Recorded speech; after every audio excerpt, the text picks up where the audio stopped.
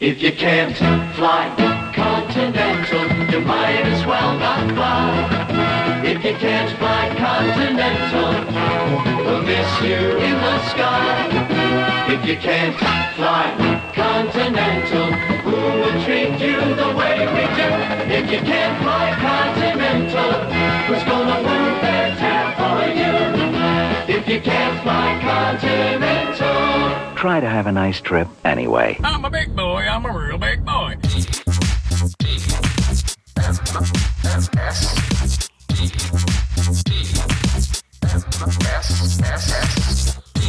The morning stream. The whole damn shelf is breaking off.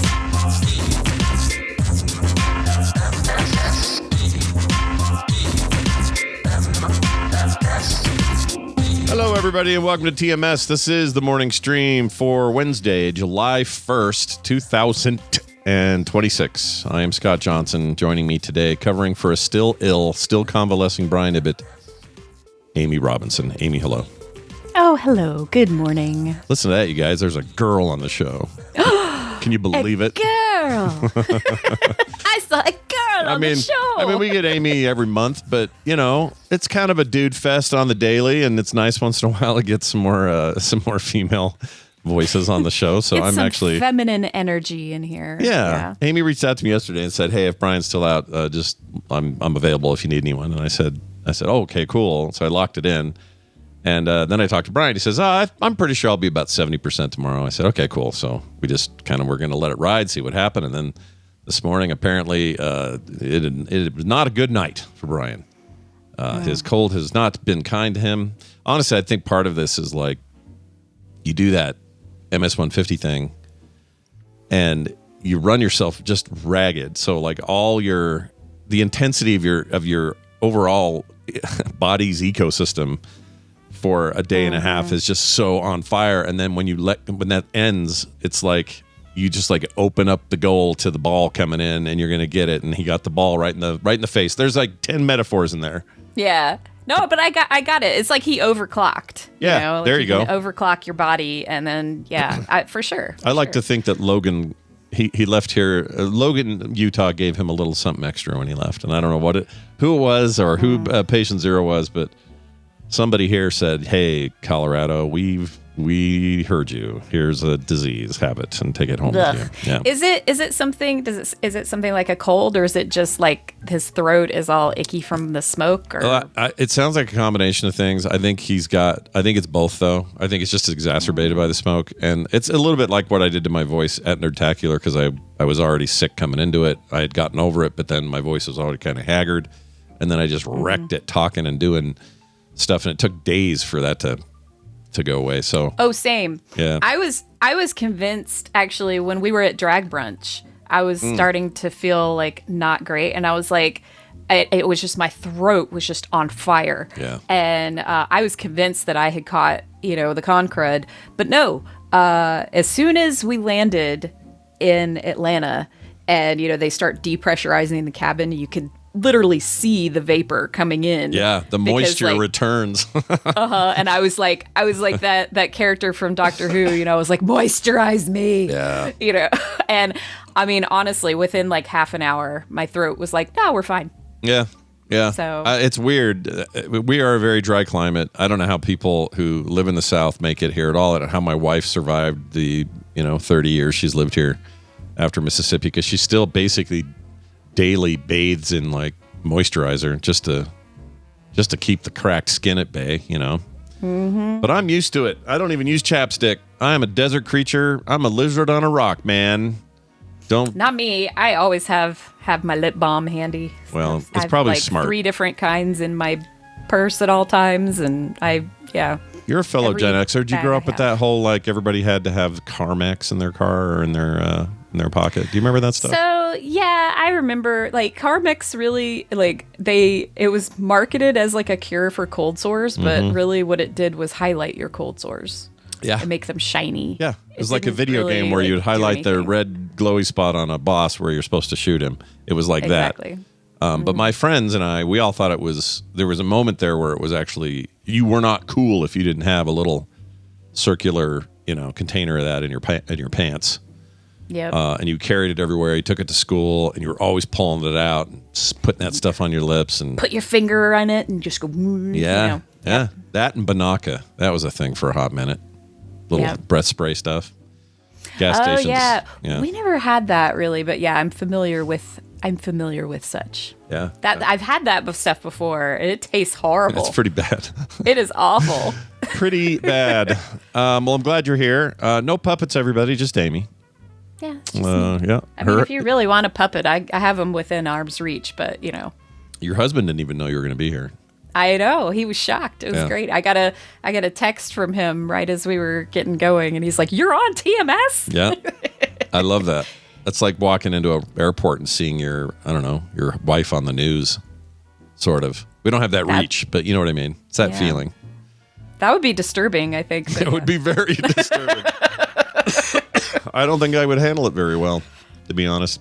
Guys, I got a follow-up from yesterday. I'd like to share with you fine folks at home. We got this email or a text pretty quickly after we did the show, and it was about my trip to the pedicurist. Is that what they call them? Nail salon? Whatever. Nail tech. Nail tech. The nail people. Anyway, I went there and had a great time, and I talked about it yesterday and got a little bit into it. Well, this follow-up came from someone named Trash Mother. Love that name. Not a patron. I tried to see if they were, but Trash Mother wrote in. It says, Scott, ... I can't let this go. You went to a nail salon and got a pedicure and did not get your toenails painted. Or, I'm sorry, did not get your toenails painted? With 4 question marks. What is even going on, says Trash Mother. Well, all right. I'll tell you the truth. They passed around this big chart. It wasn't even a chart. It was like a 3D sample block. And on it was every single nail color and every single nail type. So like the gel type that you're actually getting nails and they're permanent-ish. And then the colors that you would do them. And then just the colors you could do them. And like every possible option. All laid out on this big chart. And somebody had meticulously gone through. It just put one physical nail for every color or every design and just did this thing, which I guess is normal at these places. That's how people pick what they want. And they had numbers associated with it. Like, oh, yeah, I'll take the 243 and let's add a little sparkle to it or whatever. I don't know how this stuff works. Sure. So they're passing that around, and I had it for a second, and I went, ooh, if I'm doing this, what would the kids laugh at? Like, let's think about something stupid. Let's go with this. Let's go black or like super goth black or something. And so I handed it back, and then in every single case except my lady, the people asked, are you doing nails or color? And my wife had said, yep, not the gel, but let's do the color this. Her brother did this, whatever. He said, no, I just want clear. His wife got red or something, whatever. My lady never asked me. So I wasn't going to go, excuse me, I think you've forgotten to ask me which color I'd like to. Like, she just assumed, maybe I just look like this guy that would think this, but she's just assumed from my RBF that I wasn't interested in having any nails. I'm too much of a man in there or something. I don't know. So that's the answer. I was not given the opportunity, and I didn't press the matter. You know? Oh. Chuck has gotten his toenails done a few times, actually. We've done that. We've gone with our daughter. We did a thing for the Joko cruise where they have an event on that cruise called Dress Night, or rather Dress Party. And it was not required, but it was strongly encouraged for you to wear a dress, no matter your gender. Just everybody come wear a dress. Did Chuck wear a dress? And he did. And we did this twice, actually. 3 times. So the first time we just grabbed kind of, just a cute 50s style dress, and it was like, it was cute. Sure. And then the second year he was like, oh, okay, if I'm going to do this, I'm going to really do it. And he got this purple, like long gown kind of thing, and so he got he had like strappy sandals. And so he got his toes done for that. The third year, he went all out. Oh my gosh. And he had this silvery flapper dress with a wig and the little headband and everything. It was fantastic. You don't have photos handy of this anywhere, do you? Like, I do. I'll be glad to send you some photos. I don't think I can readily pull them up. no, just easily, whenever but, you get a chance. I just the idea of Chuck in a dress is something I need to explore. Oh my gosh, he was the belle of the ball too in that flapper dress. Let me tell you, they have they always have like a little a highlight reel for encouraging people to sign up for the next year or whatever, the stuff they put on the internet to the ads. Right. He's on that good. year's highlight reel. Yeah, That's because good. That's good. He always ends up getting on those kinds of things, and he also gets kissed by drag queens. I think that's interesting. Yeah. And he has some kind of energy that just tells the drag queens that he's safe. Yeah. He's not gonna be upset or anything if because he kind of looks like a safety inspector from somewhere, and he's like a little kind of a fish out of water a little bit. Like, he doesn't necessarily strike you when you see him. You don't go, oh yeah, a regular at the drag brunch. Like, he's just not that vibe. So he probably just got the most like, I'm down for whatever vibe to him.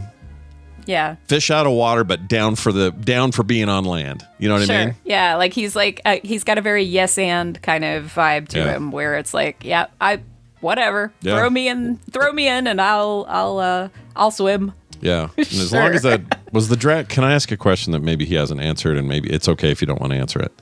But was that drag queen a good? Like, did he walk away going, that was a good kiss? Like, they know what they're doing. I think he was more shocked than anything. He was like, that queen just full on kissed me on the lips. And I was like, really? It's a little shocking. You don't go in expecting that kind of direct contact, Yeah, it was wild. Yeah. That's great. I mean, he wasn't offended or anything. He just thought it was really funny. Well, I agree. I think it was extremely funny. So, Chuck, keep getting kissed by strangers. I love it. Guys, we've heard you. I got to quit doing that. We're going to bring Dunaway in here, I believe. Oh, he's not in yet. Let's see if hopefully he doesn't think we're not doing this because of the arrangement. Oh, because Brian. I'll say, here. you coming? I forgot to check with him last night. It's a lot to manage, guys. Oh no, he just hopped in. All right, here we go. Let's do this. Let's go. Let's try this. All right, here we go. Oh, that's quiet. Let's turn that up. There you go. There you go.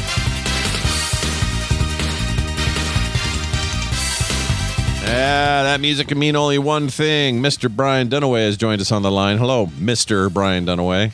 Oh, hi, Scott and Amy. Cool, Amy. What's going on? Hey. Hi, Hey. Brian. How are you? Haven't seen you two together good. since, 2.5 weeks ago when you shared a stage. Yeah. I know. Oh, is that right? Yeah, we did. We did share a stage, and we also shared chicken candy. Yeah. Oh. Yeah. Oh, Never forget. Never that forget. was repulsive. There should be some kind of Delicious. I don't know, some kind of a threshold for calling something candy. Yeah.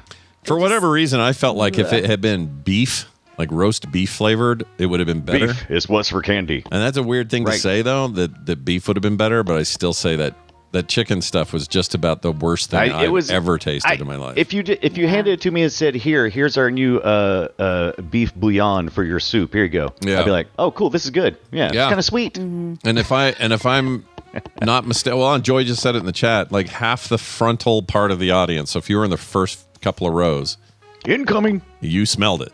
It was bad. Like, who does that to themselves ever? Why is that even manufactured? What does that factory smell It like? was like we had a splash zone, but for smell. Oh, it was so bad, dude. Yeah, it was like a Gallagher concert, but vapors. With the vapors. We had a case of the vapors, Get the vapors. right. the chicken vapors. All right. Hey, we're going to do something a little different with Brian being out, obviously. Hey.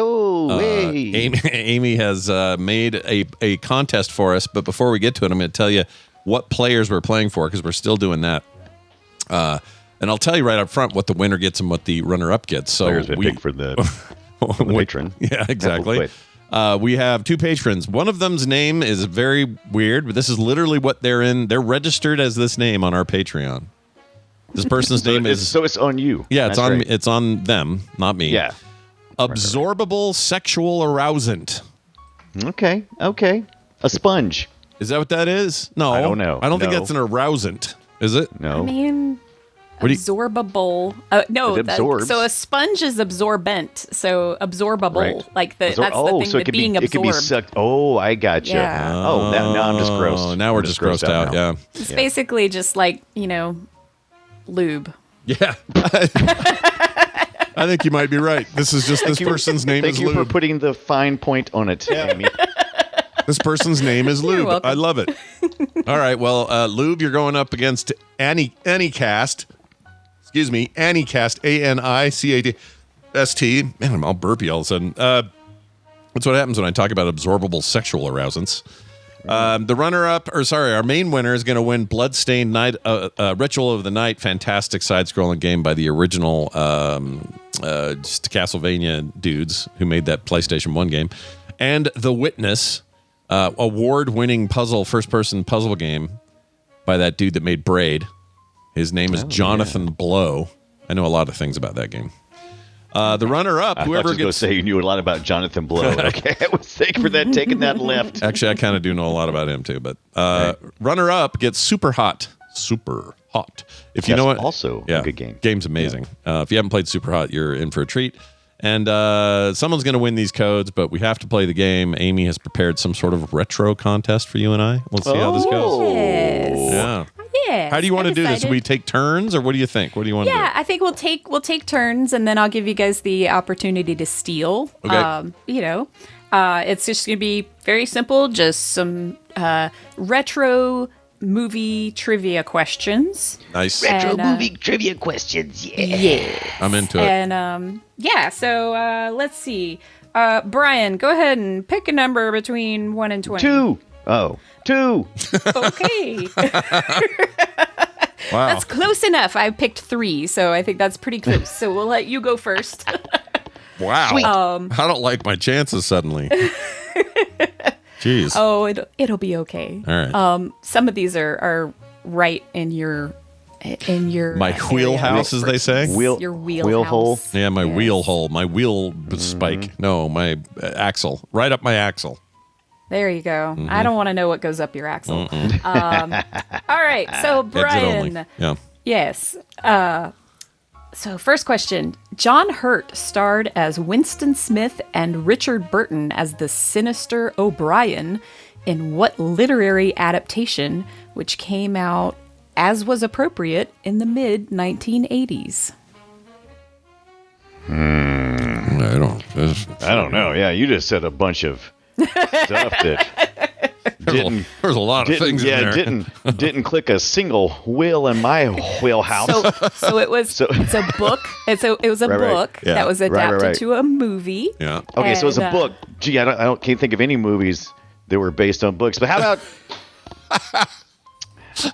And it was in the 80s. Yes. Came out in the 80s. Charlotte's Web. I don't know. Incorrect. Well, that's a shame. Right. Scott, would you like to steal? Yeah. Can you give me the full question one more time? Yes. John Hurt starred as Winston Smith and Richard Burton as the sinister O'Brien in what literary adaptation, which Sinister came O'Brien. out That could be as was anything. appropriate in the mid 1980s? Oh, I mean, was there an adaptation of Orwell's 1984? Was it that? 1984? dadgummit. That's probably it because how Is that correct? appropriate. She That did is say correct. how appropriate was the end part that I missed. That was the greatest clue. Okay. I didn't know John Hurt was in that. I had no idea. I love John Hurt. Big fan. Yeah, I do too. Yeah. I do too. If you've never seen the movie The Doctor with him, it's Yeah. really good. I mean, he's great in Alien because he's the first one to get a chest burster. So that's fun. Mm-hmm. And then he's Hellboy's whatever you call it. He's like his Gandalf in the Hellboy I always think movies. of him as the storyteller because he was on the Jim Henson yeah. Storyteller. Oh yeah, that's He a was good clue. great on that. And somebody else, who was the other one that did it for a while too? There were two. Oh yeah, I didn't like the other guy. The other guy was someone famous, but no one liked him. Yeah, He he just wasn't as good as John Hurt. Was it Totally forgettable, He apparently. was he Michael Gambone, the second Dumbledore? It might maybe. have been. It might have been. Yeah. The Maybe other that guy's Dumbledore? just made a whole career out of stepping into a role that somebody else already established. Yeah. So, all right. Next question. This one's for Scott. Okay. After seeing her stage show, author Alice Walker personally chose Whoopi Goldberg for the role of Celie in what 1985 literary adaptation that got a 2023 musical movie version? Whoa. Oh my gosh, dude.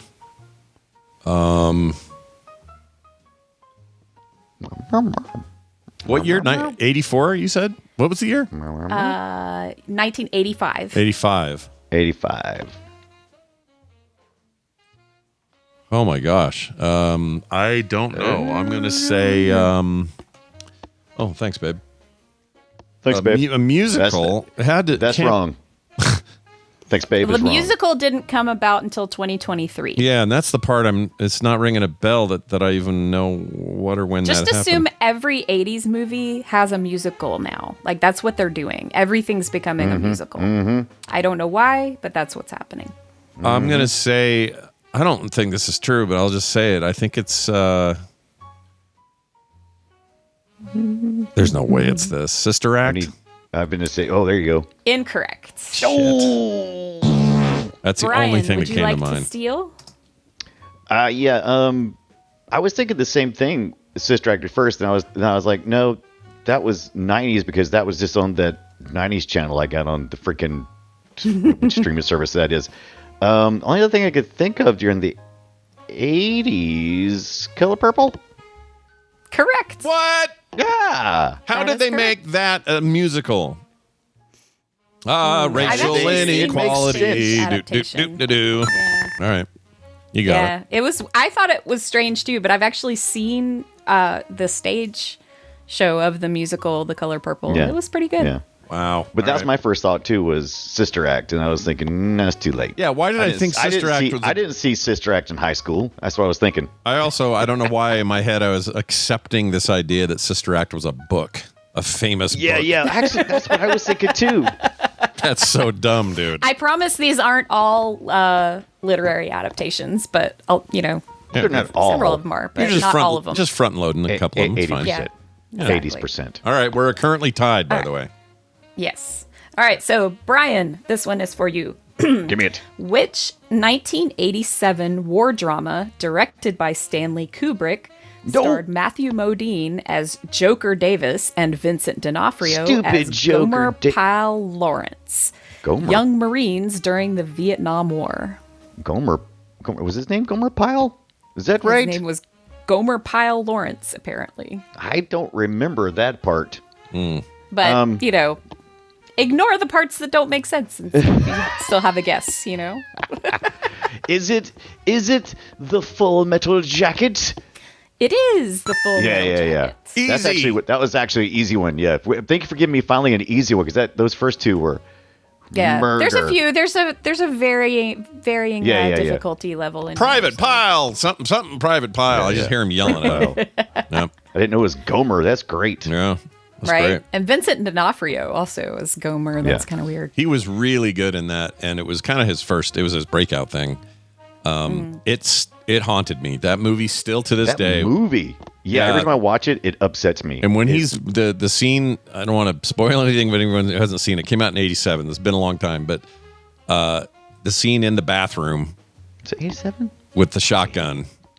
Oh yeah, terrifying. Good Lord, I never got I over wouldn't it. be that freaked out. Yeah, I know, right? Yeah, never got over it. Still I one of was those. never really. I don't want to say allowed, but I was discouraged from watching Vietnam War movies because my stepdad was a Vietnam veteran. Is a Vietnam veteran. So And it's those movies Yeah. that gave me like Yeah. real, actual anxiety about being in my 20s when the Gulf War was happening. Right. yeah. And being of age for like a draft or something, and it no knowledge of current military things freaked me out. What freaked me out was things like Full Metal Jacket and Platoon and shit like that. It just stays with you, man. I don't Yeah. like it. Thanks a lot, Vietnam. You really messed with us. Yeah, I know. Right. Vietnam taking down later generations as well. It's the word that kept on giving. Kept on giving. Good job. Keeps The on- good news keeps is on those giving. guys have amazing nail technology for your feet and your hands. I'll tell you that. Anyway. Oh, goodness. All right. Let's see. Okay, so Scott, this one's for you. Scott.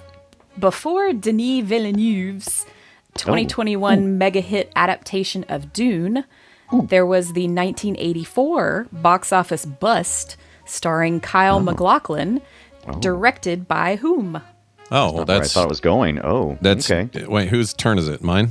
Yours. It is your turn. Okay. It's all you, Yes. baby. Well, that's David Lynch. It is. Good Yeah. job. Good pull. Yeah. Nice. Yeah. Look at him doing a bad movie and then wanting his name taken off. He was pissed. Can you take my name off that, please? Please take my name off the film. That's my impression of him right there. Okay, beautiful. Nope. You did a thing. Yep. Your Impressive. name's on Did it. Good Just job, own it. Johnson. Yeah.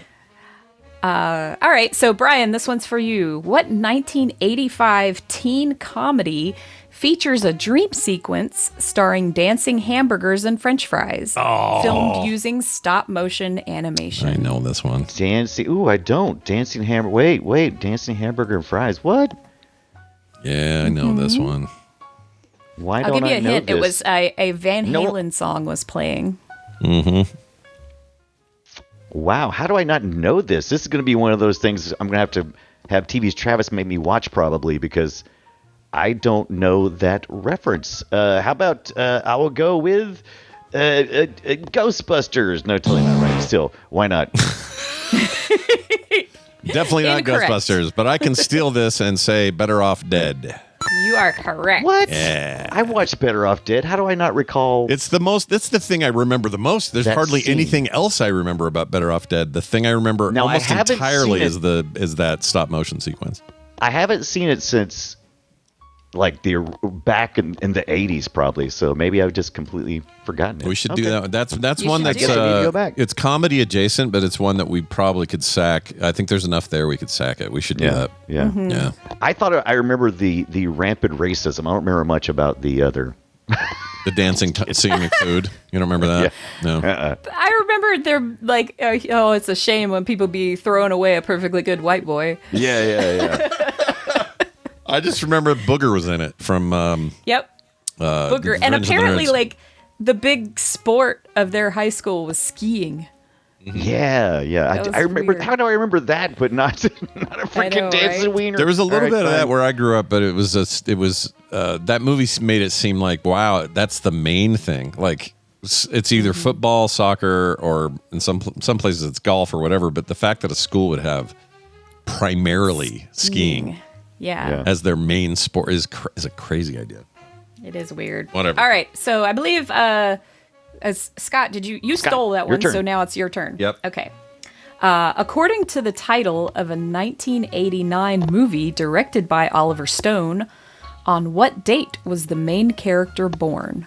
Born on the 4th of July. Dang it! Correct. Tom Cruise in that Yeah, one. Tommy Cruise. How appropriate this week. How ripped from the headlines. Right? Yep. What? I Oh, figured 'cause it's the I threw 4th. that one in because 4th it's of the 4th July. of July coming up. I thought Tom Cruise did something I hadn't heard of. So He's celebrating the 4th of Yeah, July by you know how he getting does it. really drunk. gets drunk, sits in a wheelchair, and yells at people.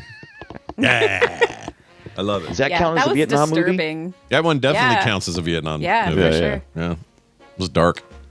It was dark. All right. All right, Brian, what I get pizza dancing wiener. restaurant- I'm sorry, go ahead.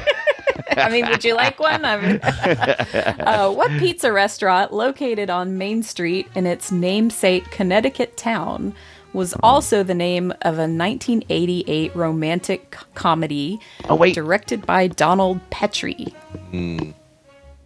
I had it right in my head, and then just like it vaporized. Holy crap! Wait. No, I can see his Marco's Pizza in my head, and then it was not that. Stop! It's not Stop, Marco's brain. Pizza? Huh. Wait, Yeah. wait, no, I know this one. Dadgummit. Oh, ooh, I can't remember. Marco's Pizza. It's Dadgummit. Marco's Pizza. Incorrect. Scott, just would you had like to it. steal? I'm going to say that's Mystic Pizza. Dang it! Correct. All right. Dang it! I've eaten there. It's good. Yeah, It's close though, right? They both Marco, have, yeah, Mystic. Marco and It's Mystic. kind of similar number of letters. Same Dang it. same first letter, yeah. I don't. But like, sometimes your brain just does that. You just get stuck, and there's no getting it back Plus, out. I really like Marco's Pizza, so shout out to them. I like their pizza. It's good. There you go. Yeah. When it's hot. Once it gets cold, Marco's Pizza is one of the worst ones. But while it's hot, I don't know what that means. It's probably terrible for you or something. Hot, melty Marco's Pizza. I will tell you, if you have leftover pizza and you want to reheat it, don't microwave it. Do yourself a favor and put it in the oven at 400 for 5 to 10 minutes, and it comes out nice and crispy. No, it's perfect. On the bottom. All pizza is better when you wonderful. put it in a toaster oven or a oven or somehow a convection style oven. And you do. Otherwise, you get rubber pizza. Yeah, forget pizza it. rolls too, all of it. Yeah. Yeah. Same. Unless they come with those nice aluminum things that you stick them on, like you put in the microwave. It's got the aluminum tray inside of it. Yeah. Wherever that magic is. Yeah, whatever that is. How does that avoid all the sparks and the problems? I don't know, but it works. It's not probably aluminum. It's probably some kind of painted paper that gives you cancer. Magic. Yeah. It's magic. Cancer-causing paper agent. Cancer pizza. Delicious cancer. All right. I'm realizing from the time that I put way too many questions in here. So we're gonna just we're gonna speed down to the bottom here. See why? All right. See why Ibit has to give us timers? Go ahead. Yeah, that's right. Yes. Let's do one last one. See if we can give give Brian another shot here at a point. Yeah. Yes. All right. So wait, no, that was Brian's. So it's my turn again. It's your turn. Yeah. That's right. As this Air last Force, one's worth 50 points. All right, go ahead. As Air Force Colonel Chappie Sinclair, Louis Gossett Jr. helps a teen gank a couple of F-16s for a clandestine rescue mission in what definitely not Top Gun 1986 movie. Why, that would be Iron Eagle. Yo, you bastard. Correct. 50 points. I got 50 points. All right, you know what that means. I'm doing the math here. 1, 2, 3, 4, 5, 6 to 2. Plus I beat 50. you to 6 to 2. Nice. If you'd just gotten 3, if it was 6'3", it'd be my height. It doesn't have nothing to do with nothing. But that means that we have a winner. Congratulations. Our winner is absorbable sexual arousant. I just wanted you to say it again. I threw the whole thing just so you could do that. I wondered about that. There you go. Brian, you may have lost, but our winner still gets super hot. That will go out to Anacast. And if you're both just paying attention to your private messages over on Patreon, that is where you'll see these pop. So watch for those showing up here shortly today. Brian Dunaway and I getting together tonight at 4 p.m. Mountain Time, and we're doing Play Retro. And then we roll right. We're doing Devil May Cry. I should mention that for Play Retro. Yep. And then we roll right into Watch Retro right after that. It's a night of entertainment. And don't forget about the pre-show, because we're going to talk about the 50th anniversary of the bicentennial. Who was alive in 1976? Oh, yeah. Oh, yeah, Brian baby. I was there. I was 6, but I was there. I was 0. I was born in 1976. Whoa, you were born on our nation's 200th birthday. I'm going to start calling It's you true. Freedom Amy.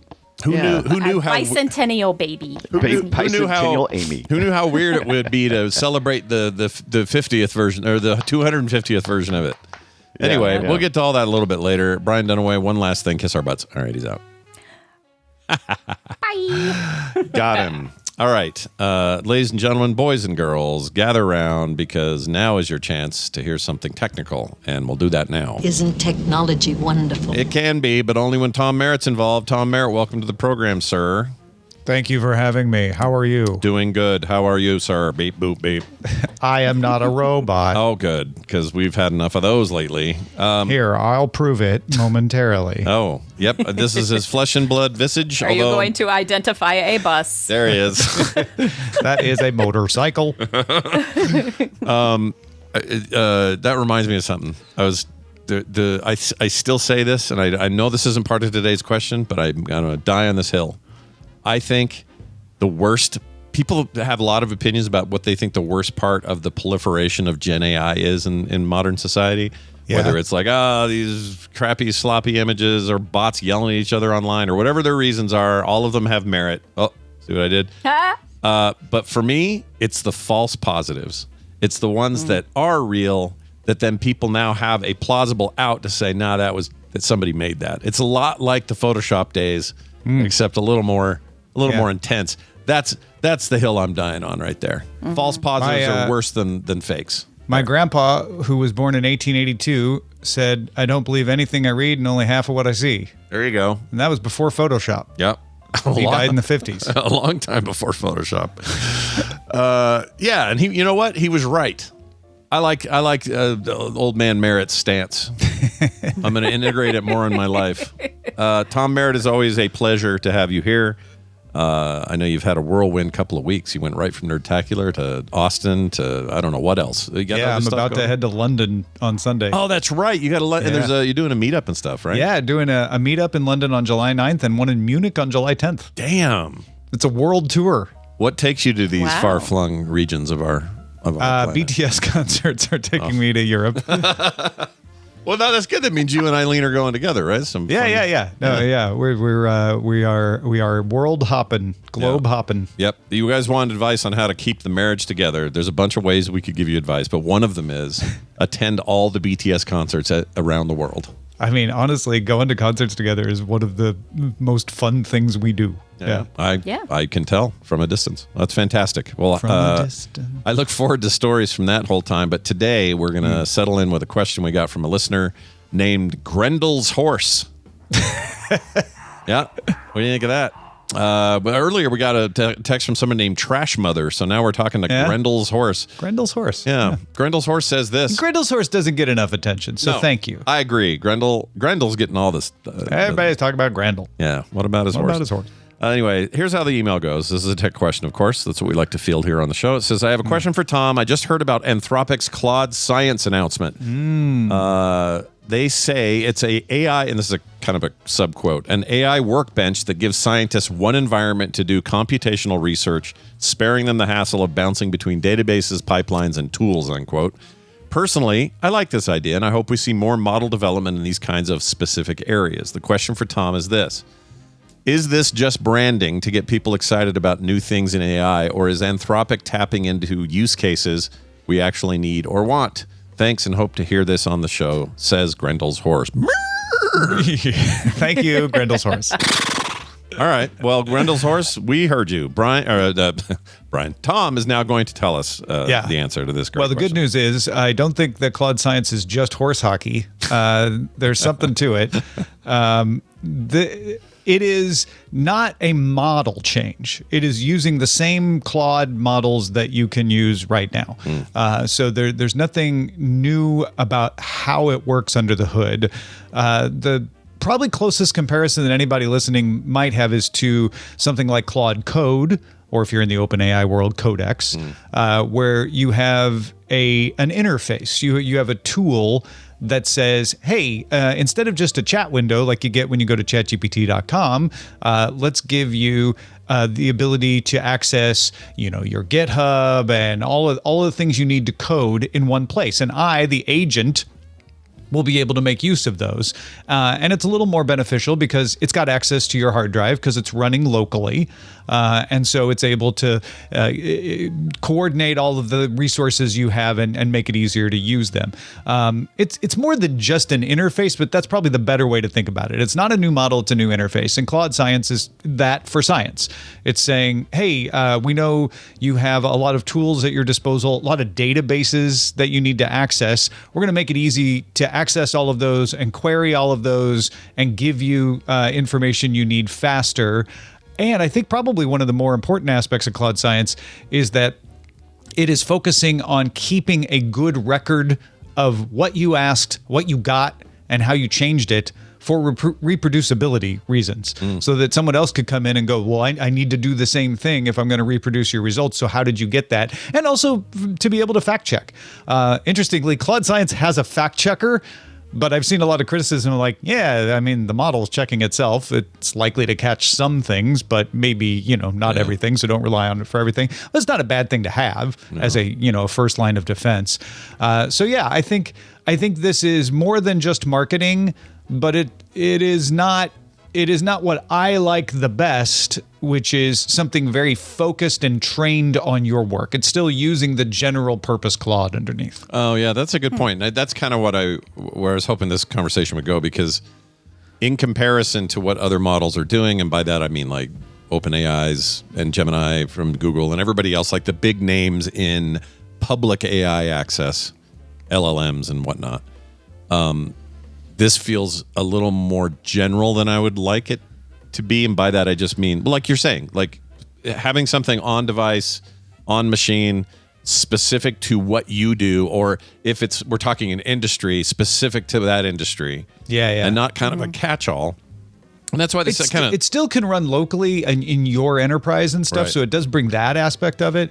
But the model underneath is still a general purpose model that is prone to occasional hallucinations. Not as badly as when it was telling you, to put rocks on pizza back in the day. They've gotten a lot better since then. Yeah. But still something you have to guard against. OpenAI has one that is specific to biology, trained on biological materials. That is much less likely to hallucinate. It's still going to hallucinate sometimes too, don't get me wrong, but it is trained on biology. That, of course, is more limited because if you're not a biologist, then you're like, great, call me when they do chemistry because that's what I do. Right.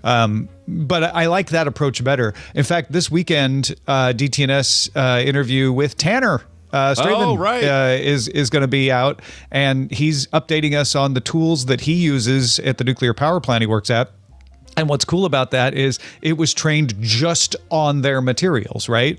And that's the kind of approach I think in these situations will work better. Not that I'm not saying Claude Science is bad; it's not, but it isn't as good as if it were specialized. Yeah. Speaking of that, this is not giving anything away. I was told by him, but I'm going to show Tanner's one of his workspaces, and that looks like a chore core video game to me, where I need to know everything. Everything's on the line.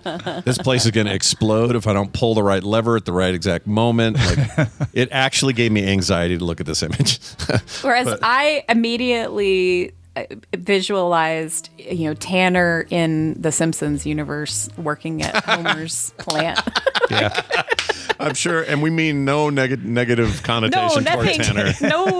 No, Tanner would be an excellent employee. He would Tanner's not be reality Homer. is somewhere in between your two visions, I feel. Yeah, it's a good way of putting it. Well, it's interesting. I don't. The more. Do you think this gives them any? What is the specific? I don't know why I always have to look at it from these eyeballs, but I always want to think about what's the specific competitive advantage this suddenly gives Claude, or does it at all? Like, I get so wound up in like, they're one-upping each other all the who's time. winning between OpenAI and Claude and Google. Well, it is a more widely appealing tool, right? So again, if I'm not a biologist, OpenAI doesn't have something for me in this space, but Claude does. Yeah. It may not be as specialized, but it's helpful, and it's going to be able to tie in all my databases and stuff and speed up my work and make things easier to access. Maybe making some images and models, models in this case meaning like protein models or something, easier to do. Google has the advantage of OG DeepMind protein folding programs that were specifically designed to discover new things, and in fact Claude Science can call on those, so it can work in tandem with that kind of thing. I don't think it's a question of, well, now Claude's ahead or Claude's behind. It's more like, Claude picked a different lane to go down. It feels like they've always kind of their vibe is that they are picking a different lane. That's always, like, even just from a purely graphic design standpoint, look at all their logos. Their logo is the most like, yeah, man, freaking let's go. Isn't it funny that if you ask any of us, what do you think of marketing? You're like, it's baloney. Just tell me what's really going on. Yeah. But then we always talk about this stuff of like, but Anthropic uses flowers and smiley faces, and I like that. Yeah, it's like kind of animated and kind of cute, and they make a big deal about how their logo was made by people, and it works. It kind of works. Yeah. Also, works. I don't want to freak anyone out. This is just a side note, but I thought about this the other day. I looked at a whole grid of all the stuff, not just the big players, Anthropic and Google and OpenAI, but every little LLM you've ever heard of, anybody doing anything in AI, all of their logos, including Anthropic's, if you think about it too hard, they all look like buttholes. So next time you're looking there, I'm just saying, this feels a little like a Rorschach test. It Maybe is. you see what you want. It is. Yeah. And you may actually see what you want, or what your brain, where you default to. I think they're a bunch of buttholes. They look like a bunch of buttholes. Every one of them. Little swirly buttholes. Anyway, enough about buttholes. Yeah. Tom Merritt, this is very interesting stuff. And as always, But enough about me. some people are like, hey, if I write in, does it have to be a question about AI? You sure get a lot of those. No, it can be about anything around the tech world. Isn't it funny though? Everybody's like, I'm tired of hearing AI, but I have a question about AI. Yeah, I got an AI question. I mean, there's no way to sort of avoid its overarching influence on the discussion right now. So we get it if you've got one, and it's okay if you do. Like the questions we get from you guys so far have been very interesting in this space. It's not just simply like, is AI bad? I mean, no one's asking that. No, these have been excellent questions. Yeah, I agree. So keep them coming. In the meantime, Tom Merritt's up to all kinds of stuff over there. What do you got going on right now you'd like to mention? Yeah, well, we kind of mentioned it earlier. The meetups, if you're in Europe, will be on July 9th at the Cross Keys Pub, Grace Church Street in London at 3:30 p.m. And then July 10th, I'm flying to Munich, and then we will be meeting at the Motel 1 bar in Munich. Details at patreon.com/DTNS. And that will be at 6:30 p.m. So July 9th, July 10th, if you're able to come out, say hi, shake a hand, talk about tech, whatever you want to do, meet some other listeners. I know we got a handful of people coming to both places. It's not a specially booked situation in either case. One is a Weatherspoons. You will get to see Zoe Brings Bacon and R.W. Nash. Oh my gosh! If you go to the London one, and some great folks meeting up with us in Munich as well. So come on out. Yeah, get out there. Watch out for the Germans though. They started 2 world wars. I don't know if you know that, but 2 of them. They love it when you bring it up. Yeah, they really do. Right. Don't mention the Yeah. war, as we learned in. I think Germany is saddest right now about the World Cup, Yeah, probably a little bit. so I won't bring that up either. No, Yeah. not while you're there anyway. So technology, Yeah, technology. AI, anyone? Yeah, you guys want to talk AI? Hey, Tom Merritt, it's always a pleasure. Have a fantastic week. Everybody listen. Oh, the other thing, I don't know if you even knew this, crap. but No, I'm an idiot. The biggest thing that I should Just be what telling you want from your tech correspondent. the biggest thing I should be telling people is that we have brand new Patreon tiers for the first time in like almost 10 years. Oh my gosh. So there's all new stuff, new perks, especially at the higher levels, which I don't feel like we ever really did a good enough job thanking people for supporting at those upper levels. So we've got like a producer's room show, and we're going to do hangouts called the Progress Bar, where we can all sip a drink, alcoholic or non-alcoholic, whatever you want, Nice. and hang out online. So check out all the new perks at patreon.com/DTNS. And check out that new show during Experiment Week from Dr. Nikki and from Gwen that they were on yesterday. We did a little preview or just had a conversation about what they're working on. Experiment Week starts Monday. And in honor of Experiment Week, with that great show, Patrick Norton has a show. Roger has a couple of shows. Amos and Hammond have a show about producing. That's all coming next week on DTNS. And in honor of that, we're actually giving everybody 26% off of new pledges. If you're a new patron, just use the code EXPERIMENT. Nice. Experiment Week's always awesome. So go check that out. Tom Merritt is the man, and he is out of here. Ace Detect on all the socials. We'll see you next time. Grandpa Merritt. Bye now. Bye. Old Man Merrit. I don't believe nothing I read, and twice on Sunday. What was the saying? I already forgot the saying. His great grandfather. I don't believe I don't believe anything I hear, and only half of what I see, or something. Oh, there you go. Was that it? That's yeah. it. I think that was it. That was pretty close. Yeah. I think. Either way, I think it was full of wisdom, and we should all take a note from. Yeah, a healthy dose of skepticism, always good. Oh yeah. If I did anything, I hope it was gave my kids at least a value of skeptical thinking. You know? Yeah. I tried really hard to do that, and I hope it worked. All right. Quick note. Speaking of kids, can I just share something real cute, real fast? Yes. Look at this. So yesterday we took Ramona to the park, and she just, for the first time ever, wasn't afraid to go down that gnarly slide. She did it all by herself. Look at that confidence in that face of hers. She was pretty stoked. Oh, man. But look at those feet, dude. Look at the feet. I know. That's what the first thing I saw was those dirty feet. I love it. It's just like her dad, and maybe more so like her Aunt Carter, who still has the dirtiest feet you've ever seen, because she's just not a shoe person. She just go out and hippie it around in the dirt, and that's kind of what Ramona did. But anyway, I just wanted to share that because she's a sweetie. Awesome. Also, this picture I found on Reddit. This is a lady getting licked by a cow. And it that made me is laugh. less awesome. Yep. Made me laugh though. I like out loud. These days, nothing on the internet really makes me laugh that hard anymore. That made me laugh. So, so well done. Yep. See, your dogs are even why. laughing. I can hear them back there. I think that was my daughter. Oh, was it? Oh, sorry.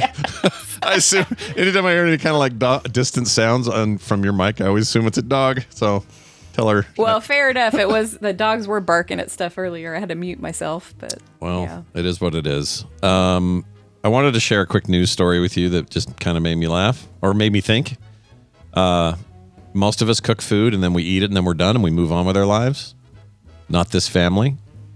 This family in let's see, where is this from? They're in Thailand? Hold on. Where is it? Bangkok. Yep, they're in Bangkok. They have been overwatching or keeping watch over, I should say, a 52-year-old pot of soup. Look at that thing. oh, That right there, 52 years old. And they just keep adding to it, maintaining it. It's never totally gone. And they don't want to ever have it happen. So, you know, like the Italians, they sell cheeses that are aged up to like 18, 20 years, something like that. French butcher, they give you steaks old enough to apply for a driver's permit. The Chinese tout century eggs that are in reality preserved for a few months, but they call them century eggs. There's probably one or two that are century old. I would never put that in my mouth or anywhere near my life, but whatever. no. Here's what's outlived them all. A beef broth simmering at a Thai restaurant since 1974. 52-year-old broth is 4 years older than its current guardian, Natapong Kawini Atuakawan. Pretty sure. Exactly right. Yeah, Pretty sure I nailed that. it. Yeah. Yeah. You're welcome, everyone. The restaurateur is the third generation of his family to run Watana Panik, I'm not sure which, famed for its geriatric mother stock that forms the backbone of its signature beef noodle soup. We almost never take vacations, he says. I can't leave the broth alone for too long. Look at that thing. Would you eat that broth? I'd be nervous. No, I don't think I could do it. It's weird. Like it's too old, man. You gotta change up your broth more than 52 years, I would say. I mean, it's kind of like what is it? Theseus's ship, right? Like if you've replaced every piece of the ship, eventually it's not the same ship anymore, right? Yeah, or our bodies. Or is it? Our cells regenerate so often that we're not the people we were when we were born. Exactly. It's like that. So, I mean, I guess you could feel better about it in that regard, but I don't know. I would still be kind of nervous about it. It looks sketchy. Yeah, I agree. Look at that. Oof. I just sent you a photo of one of the photos of Chuck in a dress. Oh my gosh. Sweet. I'm trying to find the flapper one. Hold on. But let's see. Oh, it's in Discord? Hold on. yes. Sorry. No, you're good. I forgot to check the right place. Okay, there it is. Oh my gosh, dude. That is so much better than I thought it was going to be. Who's he with? Who is that? That is Drew Westfall, aka Scarface. All right. He's Joko's assistant, basically. Yeah. Yeah. That's a real look. That's a real choice. Right? Isn't that great? Oh, and if Chuck. you can look and see, he does in fact have his nails painted. I love it.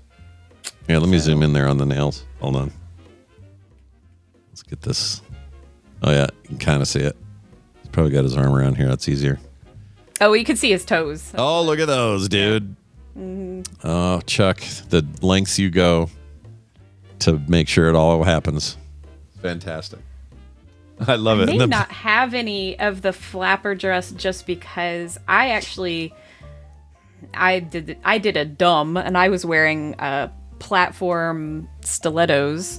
Oh. And that was a stupid thing to do on a boat.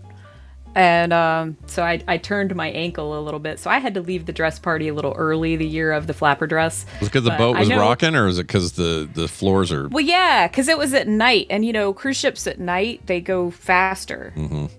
So I hate that, by the way. You want to go. Because if you can't sleep very well with rocky, splashy, whatever stuff, it's awful. I hate it at night on ships. Oh, Chuck loves it though. Chuck is like the best sleep of his night, man. Best sleep of his life. It knocks him out, does it? I wish it did. I just cannot. The rhythm, I can't get my mind off of it. It doesn't. I don't get sick or anything. I just can't sleep. It's just like, especially if you're closer up to the front of the boat. And it's like, and Kim gets really sick, so she doesn't like it for that reason. Yeah, you got to stay towards, if you do have motion sickness or sensitivity to that, the middle of the boat is usually your best bet there. But yeah, that was, and so the dress party was like the opposite of that. It was like the top deck, you know, of the boat, and then, you know, not so much towards the middle. So, and there was also water because it was on one of the pool decks, you know. And so, I mean, it was just a stupid thing for me to do. But I turned my ankle, so I had to leave that party a little early. There are plenty of pictures. I just don't have them in my camera roll, but I will find them. One day, she will find them, like the last of the Mohicans. I will provide them. I will find them no matter what occurs, she says by the waterfall. It's a very specific reference. Hey, Tally in the chat just said something I just want to read because it's the most Tally sounding ass thing you've ever heard in your life. Tired of these twinks thinking throwing on a dress makes them a drag queen, winky face. It just sounds like something she'd say, and I just wanted to mention that. So thank you, Tally. Well, that was definitely not what was happening with that that in particular dress party. It was literally just like put on a dress and come hang out. You know, so. Also, I'm naive. I thought twinks were the characters you made in World of Warcraft that managed your bank and stuff.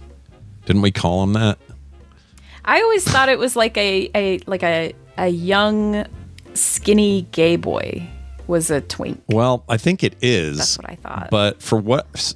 Am I thinking of the wrong term? Someone in some other WoW player correct me, because I swear we used to say I had a bank twink. I don't know. Or you're going to make no, that's not Toon. I know that. You're making another twink character, low level, pimp out its gear. Yeah. That's what that is, right? Oh, that's what it is. You get a character that you give a bunch of great gear to, so they rush themselves to better level and better min-max. Oh, but we called them twinks, though. And I always felt a little weird about it because I also knew there was this alternate thing, you know? Yeah. Anyway, it is what it is. There you go. Guys, we have an email real quick, and then we will head on out the door. Check this one out. Oh, got to get to the right place. This is about the jugs of pee. This is Joe in Canada wrote in. Oh, we haven't had a Canadian email in a while. Let's celebrate this proper. Canada! There we go. Canada. Joe wrote in and says, hey, Senators and Bruins. That's usually for Brian, but we'll apply it to Amy today. Avalanche. We'll call you the Avalanche. How's that? There we go. Yeah, because these are all hockey teams. He says, about the hornet's nest in your neighbor's roof. That's my neighbor's roof next door. The NHL season is over, so I don't think your neighbor is going to be around for a little while. Plus, this week is the NHL entry draft in Buffalo, and that guy is definitely going to be there. So it'll be a while before you can ask somebody. Just kill the damn Hornets. It'll be fine. All right. Okay. Have you done anything about said Hornets yet? Nope. It was just yesterday sitting out there and noting how a couple of them were wafting our direction again. And I thought, I should just do this. So I think maybe this weekend, or if not sooner, I'll get out there and do the 20-foot spray thing and just take care of it. And I gotta think, even look, he could be. How could anyone be mad that I got rid of a hornet's nest on your house? You know what I mean? Yeah, I mean, as long as you don't damage the house in any way, right? Like, I would be mad if somebody. Not mad, but I would find it a little bit irritating if somebody tried to do a nice thing like that for me, but then ended up, damaging my house somehow. Peeling paint or wrecking. Yeah, exactly. Yeah. But, I mean, I can't. Nobody wants hornets, man. Hornets are the worst. Hornets are dicks. They are. Yeah. They're absolute dicks. And unlike bees, where, they're self-sacrificing to try and protect their hive. No, man, hornets will just keep on stinging you. Oh, yeah, they don't care. They are evil. They even know. They even know they're going to die with that stinger if it comes out. which is still weird to me that any of these things die because their stinger's gone. I don't get it, but whatever. That seems like a cruel nature joke. It's like, hey, your one form of defense. We'll just talk about the lovely honeybee. Your one form of defense. The day you have to use it is the day you're going to die. What's the point of defending? Because you're going to die. Because they're in a big, it's a swarm, right? It's not a, they're like not the Borg. To defend. Yeah, it's not to defend the single bee. It's to defend the entire hive. It's all about the collective. Resistance is futile, says the bee. Yes. We will add your individual, what is it?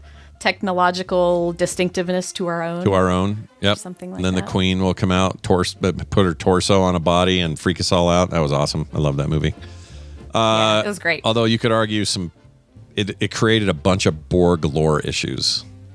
So as much as I really like First Contact and I really like the Borg parts of it, it changed the fundamental truth about the Borg and did such a nerd topic, but it created, I love this though. It created like hierarchical problems with what we assumed the Borg was, which was this nonstop mindless collective with no individuality and no sort of mind of any kind except a collective single-minded consume everything, destroy everything kind of thing.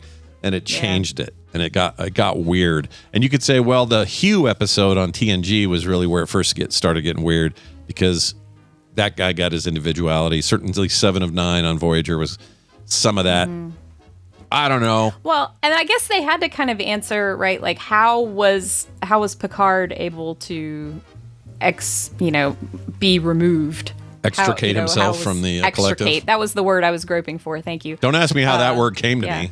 I'm usually dumb as rocks on here. I don't know what that's about. But yeah, I mean, I guess they felt like they had to answer that. Like, how was that possible when, everybody else, it seems like it's a death sentence. Yeah, it's a weird thing. But I don't know. I like the Borg anyway, and that's where that'll be the hill that we all collectively die on here on the show. Yeah, we like the Borg anyway.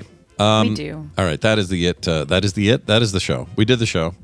And a reminder that everything you need for this show is at frogpants.com/TMS. And if you're looking for more content, check out the schedule at frogpants.com/schedule, where you will notice today at 4 p.m. Play Retro and Watch Retro will start at that time. We'd love to have you here at the live stream. If not, we'll catch you later. Of course, patrons will get all that stuff in full, and the podcast will go out to the world. So watch for that coming up a little bit later. I think Brian will feel better tomorrow. This is usually a 2-day thing. If I'm guessing. I don't know, but I'm very grateful that Amy sat in with us. Amy, thanks for doing that. Yeah. We hope Brian feels better. And thank you for having me. Yeah. I would also like to note, I think I'll check in with Brian because he's responsible for dropping our new episodes, but I believe there is a new episode of Lost Luggage dropping today. Ooh, Lost fans, be ready. So where are we at now? Tell me what that episode, where are we at in the series? Yes, we are episode 9. Is where we have dropped to. So, of season 1 still? Of season 1. Okay. Yeah. All right. Season 1. Wow. We started recording it and then I took forever because of technical issues. And so we've actually we're into season 2 where we're watching now. But yeah, we've only released up through episode 9 of season 1. That's great. And you guys are doing an episode per episode of Lost, right? Yes. That's 24 episodes per season until you get to the weird strike season. Yeah. That's going to be interesting. Yeah, we've already talked about that we're probably going to lump some of those in together because I don't think I can talk an entire hour about Nikki and Paolo, Yeah. Some of those crappy filler episodes. We'll jam all those into one. But Brian and I will discuss as the veteran Lost watchers. Sure.